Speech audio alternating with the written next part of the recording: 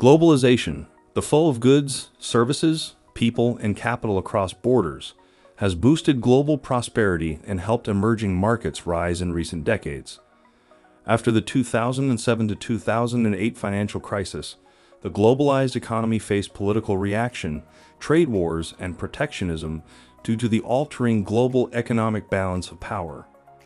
The global economy changed as the COVID-19 epidemic and Russia's invasion of Ukraine exposed economic vulnerabilities and exacerbated geopolitical tensions.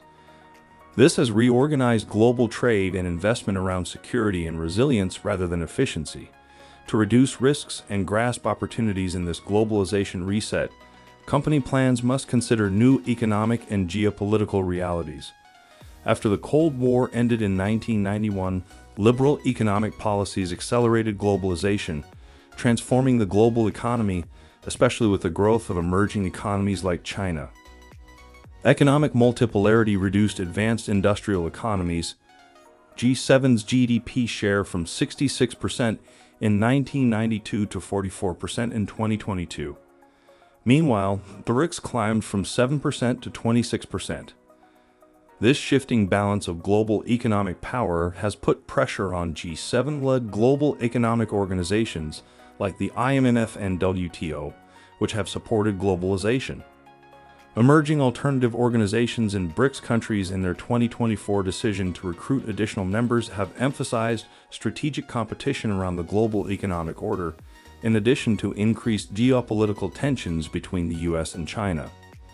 The epidemic and Russia's invasion of Ukraine have highlighted globalized economy vulnerabilities and marked the most major shift in geopolitical relations since the Cold War, with serious economic consequences. The war in Ukraine has caused an unprecedented economic decoupling between the G7 and Russia and worsened US-China tensions, increasing the risk for global supply chains and manufacturing networks. As geopolitical tensions rise, countries and corporations worldwide are reducing economic dependence and de-risking concentrated supply networks, typically along growing geopolitical blocs. This globalization reset, which prioritizes security and resilience over efficiency, risks fragmenting the global economy. It also implies a major shift from liberal economic ideas to government involvement, which could slow global growth. Global commerce and investment are projected to change faster due to geopolitical rivalries and the need for supply chain resilience. U.S. international trade trends show global trade revolution. From 2018 to 2022, U.S. imports from China fell from 21% to 16%. Growing diversification away from China through nearshoring to Canada and Mexico made Mexico the top U.S. import partner in 2023. Trade and investment have shifted away from China as global supply chains diversify, with U.S. imports from Vietnam rising 161% from 2018 to 2022. Rearranging global trade flows suggests regionalization around major free trade zones, such as the 2020 U.S.-Mexico-Canada Agreement and the 2022 Regional Comprehensive Economic Partnership Agreement, which cover large parts of Asia-Pacific and Australasia. Politically motivated global infrastructure and investment strategies like China's Belt and Road Initiative, the G7's Partnership for Global Infrastructure and Investment, and the planned India-Middle East-Europe Economic Corridor will drive global trade and investment. Diversifying global firms must decide where to go. Euromonitor International's Future Manufacturing Hubs Index evaluates labor force, competitiveness, and openness to identify top manufacturing destinations and winners in the globalization reset. But before we continue this briefing, kindly click the like notification feature below to support this channel and to enable you to learn of your preferences while receiving updates every time a new video is uploaded on this channel. Thanks for your cooperation. Let's get going.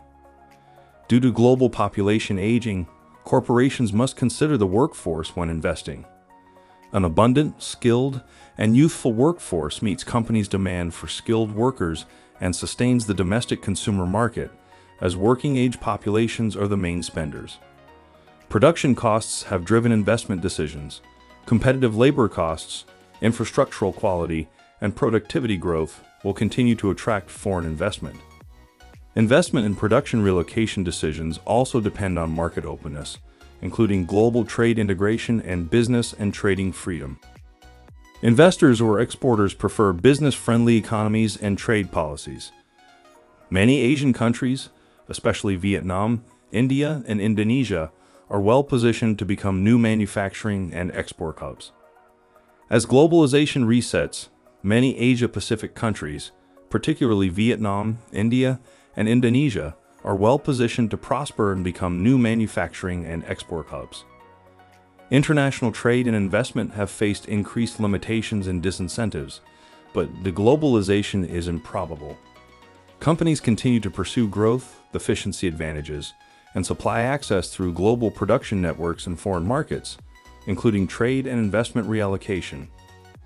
Our report, New Economic Reality, Geopolitical Risks and Globalization Reset, explains how to find chances during globalization reset, how technology is transforming globalization, and how leaders can succeed on the windy road. Deglobalization and nationalism have been hot topics. Despite a rise in national pride or allegiance, globalization statistics suggest it's not going away. It is evolving and becoming more difficult. Global trade in goods and services is growing. The UNCTAD Global Trade Update issued in February 2022 reported that global trade reached a record $28.5 trillion in 2021, 13% higher than in 2019 before the outbreak. Globalization has altered, and there are challenges. Over the past 30 years, governments have focused on attracting international investment, lowering barriers, adopting standardized universal laws and regulations, etc. Governments, especially in affluent nations, are increasingly concerned about how free trade borders affect other social goals. I use a highway analogy to describe globalization's changes. The past 30 years have seen globalization go like a straight motorway. Governments are removing barriers, detours, and easing travel for everyone. Looking ahead, globalization is like a meandering roadway. The road curves frequently. Governments and internal social pressures developed many of those curves.